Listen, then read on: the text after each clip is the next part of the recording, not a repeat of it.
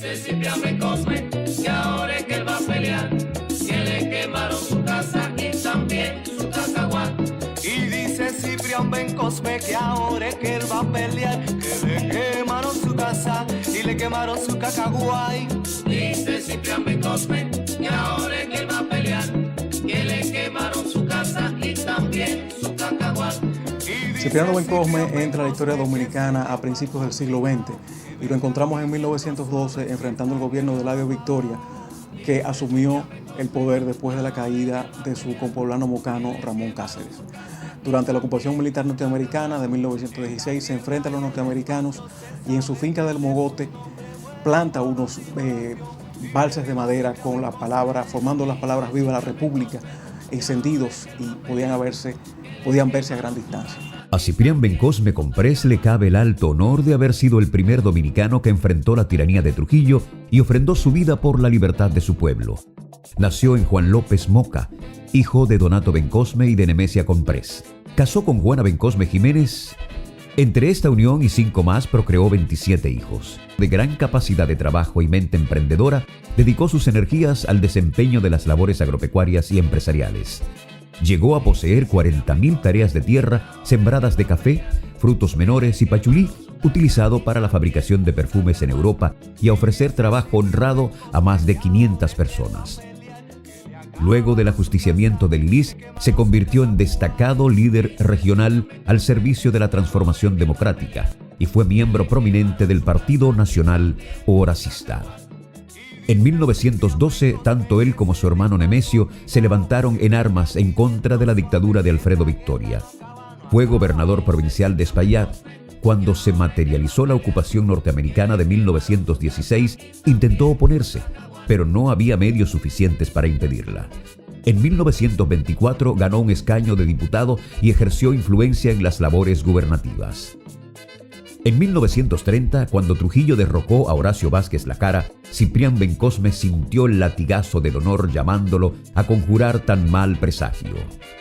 En Juan López se enfrentó al sátrapa que ya había mostrado su crueldad asesinando a gente indefensa y valiosa. Su gesto simboliza el valor de la libertad frente a la barbarie de la tiranía. Se levanta en armas en su finca del Mogote.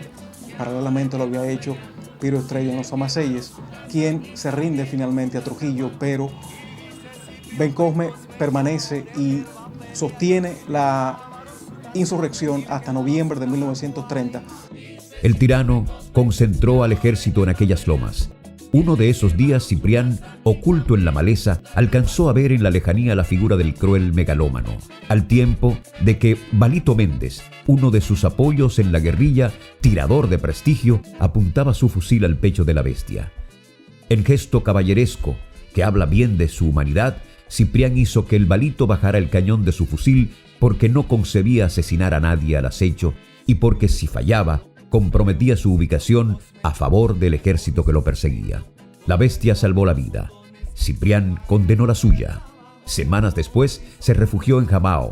Fue denunciado. Sorprendido, lo asesinaron a traición. Lo enterraron donde no lo vieran. Existen diferentes versiones con respecto a su muerte. Una de ellas refiere que murió en un campo de Puerto Plata, otra que falleció en los ranchos de Jamao.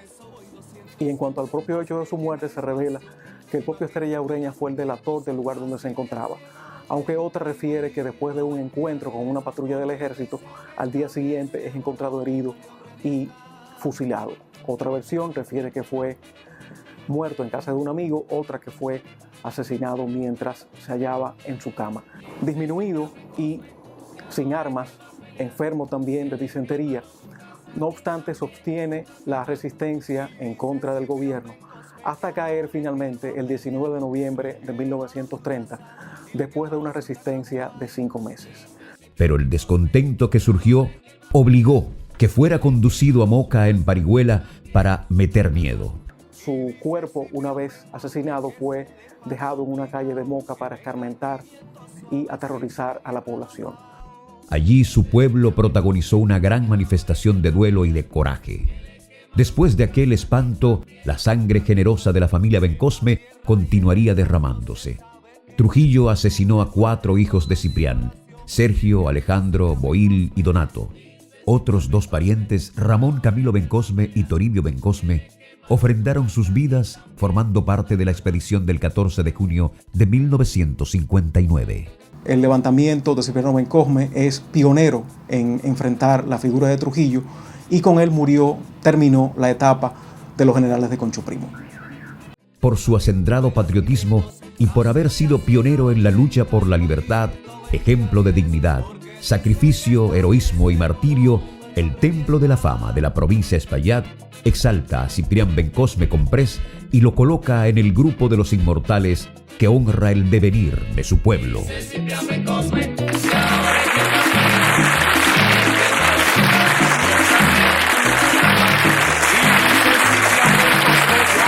Que él va a pelear, que le quemaron su casa y le quemaron su cacaguay. Dice Ciprián Bencosme que ahora es que él va a pelear, que le quemaron su casa y también su cacahuat. Y dice Ciprián Bencosme que se le empató obligado, que vengan 500 suaves.